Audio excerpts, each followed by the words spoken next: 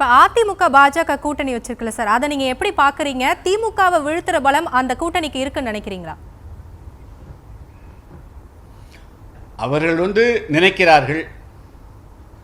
ஆனால் கள நிலவரம் என்னங்க? அதாவது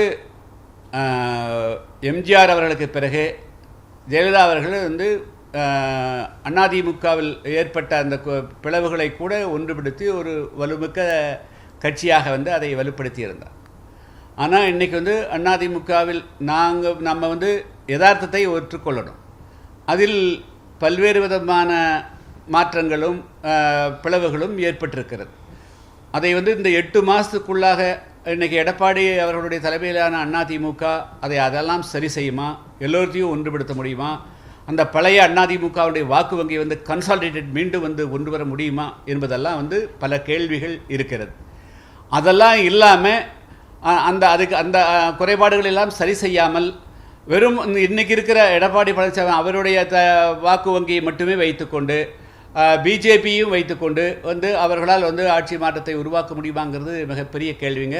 ஏன்னா எதிர்த்தரப்பில் இன்றைக்கி திமுக தன்னுடைய வாக்கு வங்கியோடு அப்படியே இருக்கிறாங்க. அதுபோக கூட்டணிகளும் பலமாக வச்சுக்கிறாங்க.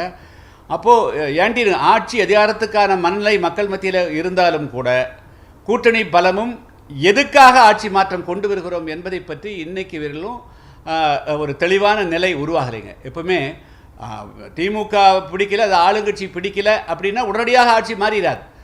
ஆட்சி என்ன நம்ம ஆல்டர்னேட்டிவ் என்ன கொடுக்க போகிறோம் அப்படிங்கிறத சொல்லணும். அதெல்லாம் வரக்கூடிய காலகட்டங்களில் தான் சொல்ல முடியும். ஏன்னா கடந்த காலங்களில் டைரெக்டாக அது திமுக இல்லை என்று சொன்னால் அதிமுகவுக்கு மாற்று திமுக என்ற நிலை இருந்தது. ஆனால் இப்பொழுது களம் வேறு நிலை மாறி இருக்கிறது. இப்படி இருக்கிற ஆளுங்கட்சிக்கு எதிரான மனநிலை தமிழ்நாட்டில் பரவலாக இருக்கிறது. அதில் ஒன்றும் மாற்றமே கிடையாது. ஆனால் அந்த மனநிலை மட்டுமே ஆட்சி மாற்றத்தை உருவாக்குமா? அது யாரால்? இப்பொழுது களத்துக்கு விஜய் வந்திருக்கிறார். அப்புறம் இந்த இடத்துல அதிமுக பிஜேபி இருக்கிறது.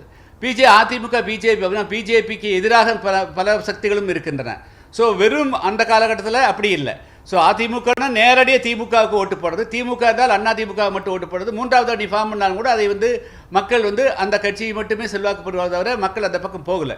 ஸோ இப்போ அப்படி இருக்கிற போது இப்போ குறைஞ்சபட்சம் 3 கார்னர் கண்டஸ்ட் உருவாகிற போது எப்படிப்பட்ட சூழ்நிலை உருவாகும்? அதை அதிமுக வெறும் பிஜேபியால் மட்டுமே அவர்களால் ஆட்சி மாற்றத்தை கொண்டு வர வலு இருப்பதாக நான் கருதலை. ஏன்னா அவர்கிட்ட இன்னும் கூட்டணிகள் குறிப்பாக தென் தமிழகத்தில் அவர்களுக்கு வாக்கு வங்கி இருக்கக்கூடிய சூழ்நிலை இன்றைக்கு வெறும் அதிமுக கிட்ட இல்லை.